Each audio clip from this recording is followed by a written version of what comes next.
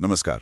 आज हम एक ऐसी कहानी की परतों को खोलेंगे जो सिर्फ एक पौराणिक कथा नहीं है। नहीं, बिल्कुल नहीं। ये एक मनोवैज्ञानिक और कह सकते हैं एक दार्शनिक ड्रामा है। बिल्कुल सोचिए, एक भव्य यज्ञ का आयोजन हो रहा है जी। और आयोजक हैं प्रजापति दक्ष। जो उस समय के समाज और व्यवस्था के शिखर पर है। हाँ, सभी देवी देवताओं और ऋषियों सबको बुलाया गया है।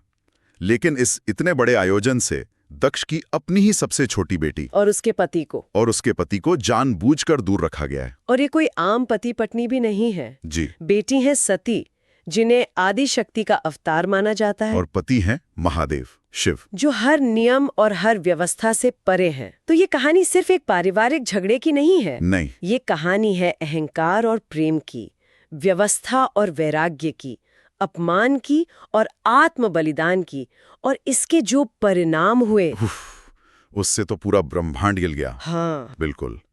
तो चलिए आज इस कहानी के गहरे पानी में उतरते हैं।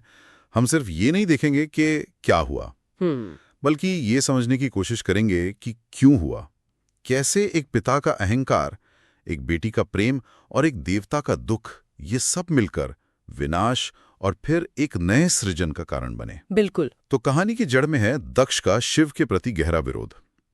सती बचपन से ही शिव से विवाह करना चाहती थी, लेकिन दक्ष वो इस रिश्ते के सख्त खिलाफ थे।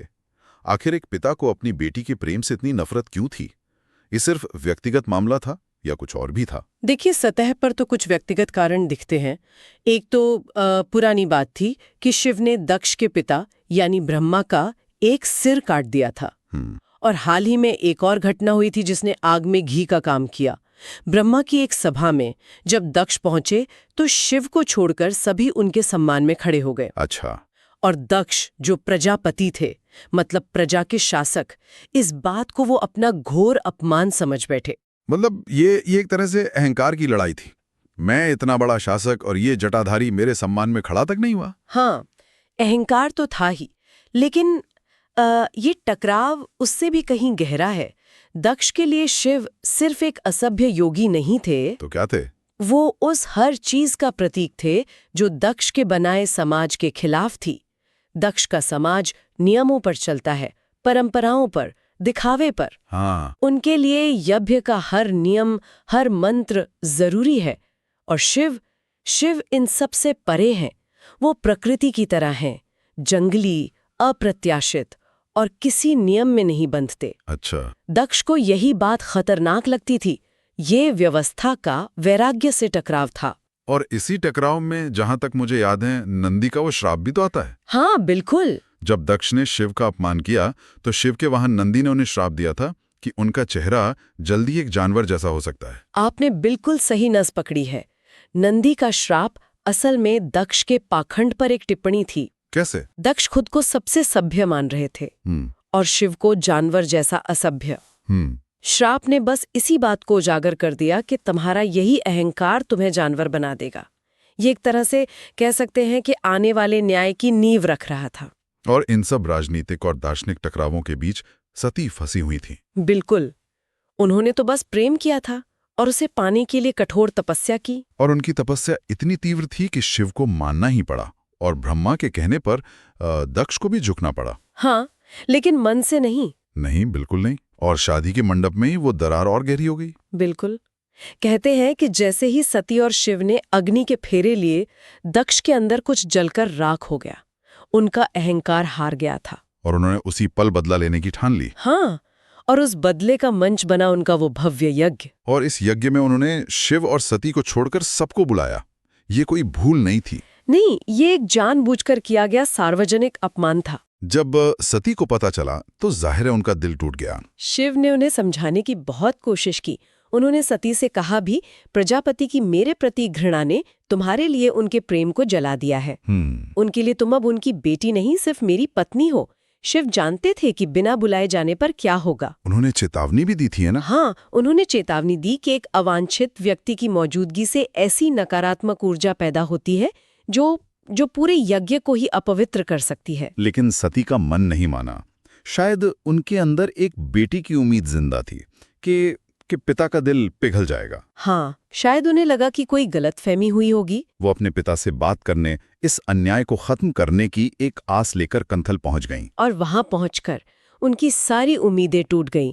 उनकी मां प्रसूति ने तो उन्हें गले लगाया, लेकिन पिता दक्ष ने उन्हें देखकर मुंह फेर लिया। बहनों ने भी ताने मारे? हाँ, बहनों ने ताने मारे कि देखो बिना बुलाए आ गई, और उनके जंगली फूलों के गहनों का भी मजाक उड़ाया। लेकिन सबसे बड़ा अपमान तो यज्ञ की वेदी पर हुआ। बिल्कुल, सभी देवताओं के लिए आसन थे, लेकिन शिव का कोई स्थान नहीं था। उनके नाम का कोई मंत्र नहीं, उनके हिस्से की कोई आहुति नहीं।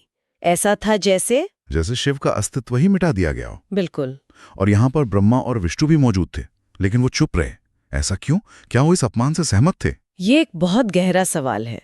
शायद वे जानते थे कि ये नियति का चक्र है जिसे रोका नहीं जा सकता, या शायद वो ये देख रहे थे कि दक्ष का अहंकार किस हद तक जा सकता है। उनकी चुप्पी ने सती के अकेलेपन को और भी बढ़ा दिया होगा। हाँ, और फिर सती का सब्र टूट गया। उनका सामना सीधे अपने पिता से हुआ। और दक्ष ने तो अपमान की सारी हदें पार कर दी। क्या क्या नहीं कहा उन्होंने। शिव को अराजकतावादी, आधा नंगा नशेड़ी, शमशान में घूमने वाला, हर प्राणी से हीन। उन्होंने कहा कि मेरी सभ्यता में संस्कृति है, नियम है, और शिव जैसे व्यक्ति के लिए कोई जगह नहीं जो इन सब से बेपरवाह है। और इस पर सती का जो जवाब था वो इस कहानी का दिल है। क्या कहा उन्होंने? उन्होंने कहा, आप उनसे नफरत नहीं करते, आप उनसे डरते हैं। आप डरते हैं कि आप उन्हें अपने काबू में नहीं कर सकते, कि वे आपके बनाए किसी भी नियम में नहीं बनते। वाह! ये सिर्फ एक बेटी का अपने पति के लिए बचाव नहीं था। नहीं, ये दो विचारधाराओं की सीधी टक्कर थी। एक तरफ दक्ष का बनाया हुआ समाज और दूसरी तरफ शिव की बेलगाम आदिम प्रकृति। तो ददीची जैसे जो ऋषि थे उन्होंने तो अपना विरोध जताया और यज्ञ छोड़ दिया। हाँ, यज्ञ छोड़ दिया। उन्होंने कहा कि जिस यज्ञ में महादेव का सम्मान न हो वहां बैठना भी पाप है। लेकिन सती के लिए ये सिर्फ अपमान नहीं था, ये उनके अस्तित्व का संकट बन गया था। उनके पास कोई और रास्ता ही नहीं बचा था। क्या करती वो? उनके लिए सिर्फ एक ही रास्ता था, और वो बहुत ही चरम पर था।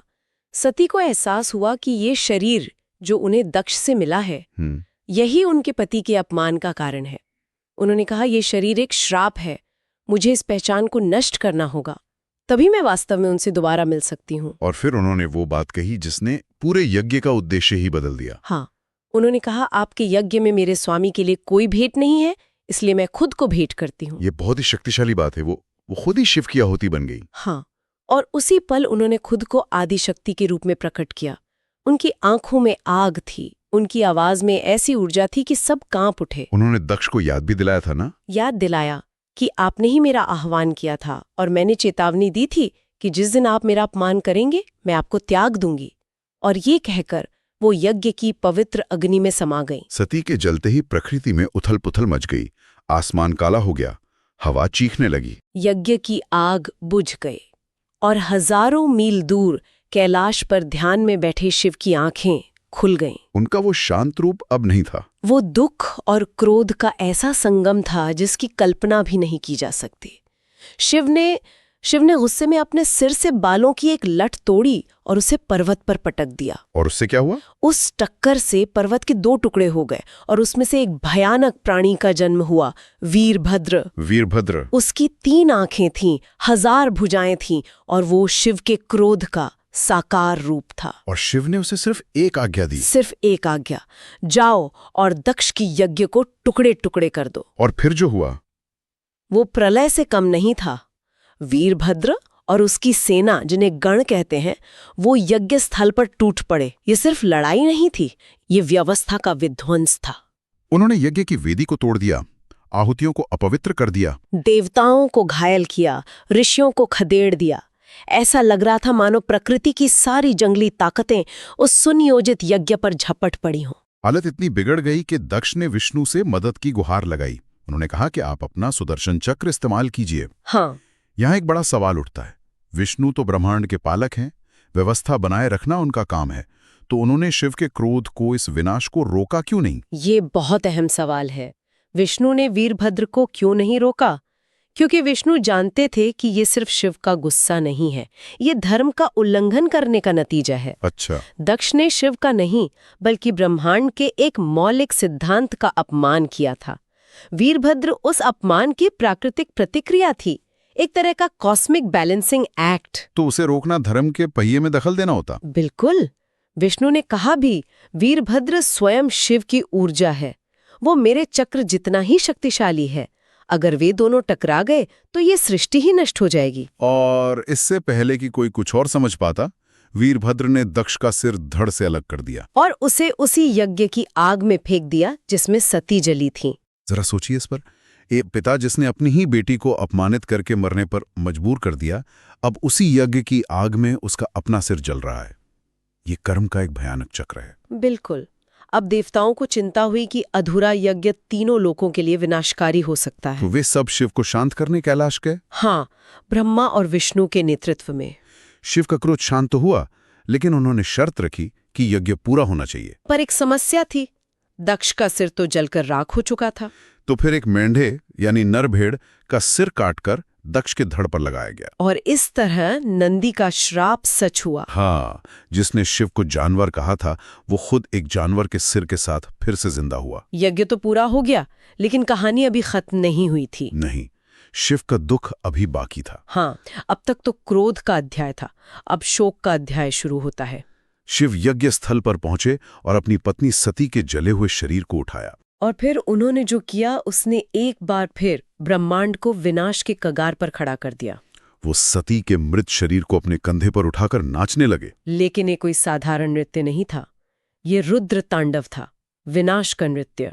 उनकी आंखों में ज्वाला थी और उनके हर कदम से धरती कांप रही थी। वो अपने प्रेम की मृत्यु का शोक मना रहे थे और उनके दुख की तीव्रता इतनी ज्यादा थी कि तारे अपनी जगह से हिलने लगे, आकाशगंगाएं टूटने लगी। ऐसा लग रहा था मानो ब्रह्मांड दो हिस्सों में फट जाएगा। हाँ, शिव का ये तांडव तो प्रलय जैसा है। अगर ये चलता रहता तो सब कुछ खत्म हो जाता। तो इस ब्रह्मांडीय शोक को रोका कैसे गया? सबकी नजरें एक बार फिर विष्णु पर थीं। उन्होंने महसूस किया कि जब तक सती का शरीर शिव के पास है, उनका ये दुख, उनकी ये माया उन्हें घेरे रहेगी और तांडव नहीं रुकेगा। तो उन्होंने क्या किया? ब्रह्मांड को बचाने के लिए उन्हें एक बहुत ही कठिन और दर्दनाक कदम उठाना पड़ा। उन्होंने अपना सुदर्शन चक्र चलाया। लेकिन चक्र शिव पर नहीं चलाया गया। नहीं, चक्र ने शिव को कोई चोट नहीं पहुंचाई। जैसे जैसे शिव दुख में डूबे हुए तांडव कर रहे थे, सुदर्शन चक्र ने धीरे धीरे सती के मृत शरीर के एक एक करके टुकड़े कर दिए। और जैसे जैसे शिव नाचते रहे, वो टुकड़े पृथ्वी पर अलग अलग जगहों पर जा गिरे। हाँ, कुल 51 टुकड़े गिरे। और यही स्थान आज शक्तिपीठ कहलाते हैं। बिल्कुल। हर वो जगह जहां सती के शरीर का कोई अंग या आभूषण गिरा, वो एक पवित्र स्थल बन गया, एक शक्तिपीठ। जैसे जैसे शरीर के टुकड़े गिरते गए, शिव के कंधों का बोझ हल्का होता गया। हाँ, और जब आखिरी टुकड़ा गिरा तो शरीर का बोझ तो उतर गया, लेकिन दिल का बोझ अब भी था। उनका तांडव रुक गया। तांडव रुक गया। श्रोत में बहुत खूबसूरती से लिखा है, उनके शरीर से भार उतर गया था, लेकिन उनका दिल अभी भी भारी था। वो चले गए, वो फिर से अकेले थे। ये कहानी हमें बहुत कुछ सिखाती है। एक तरफ दक्ष की बनाई हुई कठोर और नियमबद्ध सभ्यता है, और दूसरी तरफ शिव की बेलगाम स्वतंत्र प्रकृति। ये टकराव आज भी हमारे समाज में मौजूद है ना? बिल्कुल है। और सबसे बड़ी बात जो ये कहानी दिखाती है, वो है विनाश से सृजन का चक्र। सती की मृत्यु एक भयानक त्रासदी थी, शिव का तांडव विनाशकारी था, लेकिन उसी राख से, उसी दुख से 51 शक्तिपीठों का जन्म हुआ, जो आज करोड़ों लोगों के लिए आस्था के केंद्र हैं। एक महान त्रासदी ने पूजा के नए केंद्रों को जन्म दिया। तो हम आज की इस गहरी पड़ताल को इसी एक सवाल के साथ खत्म करते हैं। विनाश से सृजन का होना और गहरे दुख और त्रासदी से पवित्रता का जन्म, ये हमें अस्तित्व, दुख और उम्मीद के बारे में क्या सिखाता है?